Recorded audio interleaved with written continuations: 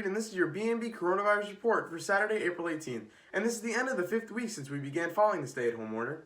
Here in Bellmore-Merrick yesterday, Superintendent John D. Tomaso sent out a letter to the community about the governor's extension of the stay-at-home order until May 15th, reminding the community that when it comes to future events at the schools, that the administrative team will be thoughtful, considerate, and most of all, safe in our decision-making.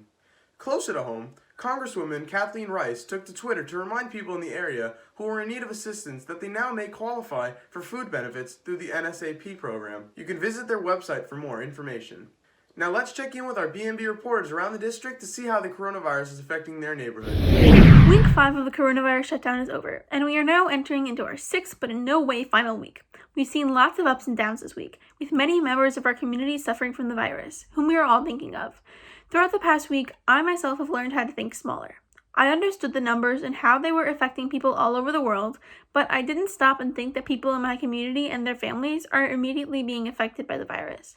In the upcoming week, I have hope that a vaccine will be created. We know that doctors and researchers everywhere are looking and working hard to create one, but I believe and hope that in the coming week, one will be found and ready to be given to the public. I also hope that those who have been let go from their jobs because of coronavirus complications and safety concerns are able to find new ways to make money and support themselves. I hope that they will be able to come out of this with a job that they are ready to go back to, and that this does not derail the courses of their lives. From BMB on Patricia Lane, I'm Emily Yucht. Hi, I'm Katherine Orellana reporting from Legion Street. Now, week 5 has been one of the easiest weeks.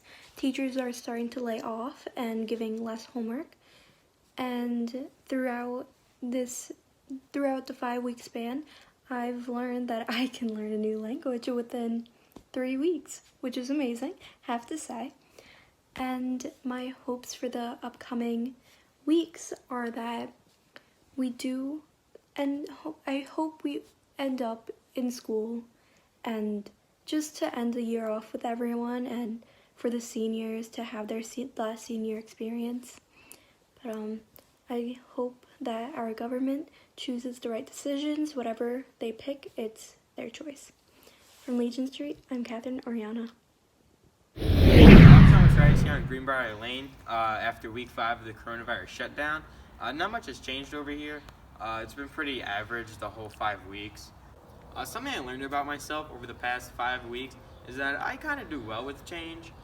With the change from not going to school, from waking up at 5:30 in the morning to now not having to wake up at that time, now changing over to schoolwork learning in a classroom to online learning on a computer.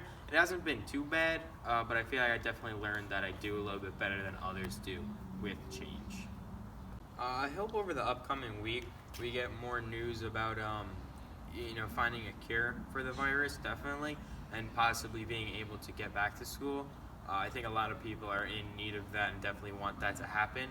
I think most people are definitely not happy that they're not in school for the past 2 months, so I definitely hope that's upcoming next week to then the following weeks. So from Greenbrier Lane, I've been Sean Petraitis. Thanks, guys. In what has become a Saturday tradition here on the Daily Report, here is BMB's Kyle Santagato with his weekly commentary. All right, so it's week 5 now.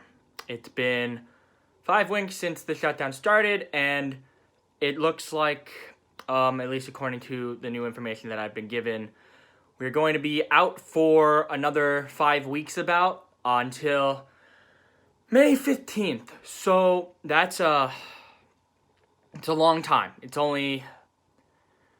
We're only halfway through this month, and now we're out for another half of another month. So that's rough. It's a rough thing to hear. I don't want anyone to get sick. I don't want any of my friends or family or anybody to get coronavirus or anything. I don't want people to get hurt, and so I understand, I don't want school to open when this is still a problem. I don't want school to open and put people at risk. I don't want that. And I completely understand, but, I still miss everybody. I still miss all my friends and stuff. I still miss school. So, hard to hear, but it's understandable. It's not all bad. It's really not. You know, it could be worse. You know, I don't like being in the house all the time, but, you know, it's giving me time to kind of reflect on myself, kind of look around and see, like, you know, what I'm doing to cope, what my friends and stuff are doing to cope, you know. It's kind of putting me at this point in my life where I kind of am assessing myself, seeing how I'm doing as a person and seeing how I'm going to be, like, how I get through every day, stuff like that. It's giving me time to look at myself and kind of get through this. You know, I love my family, you know. I love all my fam, like, I love everyone in my family, extended family, you know, it doesn't matter. Love all my friends, you know, but, you know, I've learned throughout this experience that this is, you know,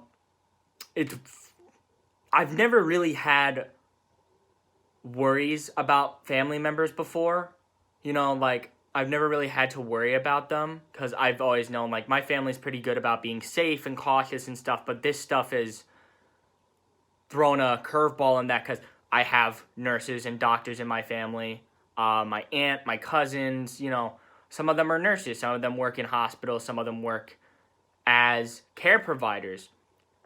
So this is like the first time I've ever actually started to worry about them. You know, my dad is out there all days, like every day, doing work because he delivers food, which is an essential. So, you know, I worry about him a ton because, you know, not many people know this. My mom is not compromised. He doesn't have, like, he's not compromised.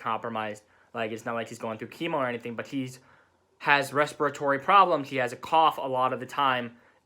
And so, like, we're worried that, like, if my dad comes home, you know, and has it, you know, and my mom gets it, my mom will probably get hit hard by this if he does get it.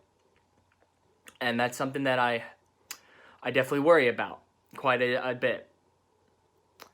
If I could, you know, 5 weeks is a long time. I've thought about it, you know. Been out of school for 5 weeks, you know, it's a lot. And, you know, I think I was doing good this year. Like, this is my senior year, right? I've been trying to do a lot this year. I had a lot of plans that are not going to happen now, or at least don't seem like they will. And, so, you know, I wish I had gone on Talking Cookies once, like I wanted to. I wanted to do the last one, but it looks like I don't even know if we're going to be able to do that now. You know, I would have liked to say goodbye to everyone in person. I wish I had given a little more. I wish I had hugged more people before I left. And I know that sounds cliche. I know it does. But I do. I very much like human contact.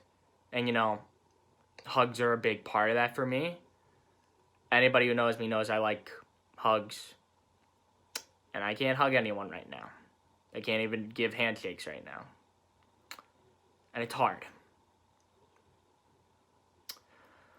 But we're week 5. You know, we're still going strong. We're getting better. We're flattening the curve. And that's the most important thing. You know, this will pass. And when it does pass and we're all through it, we'll look back and be like, hey, you know, I did my part. We all did our part. And we all did a good job. And that's why we succeeded.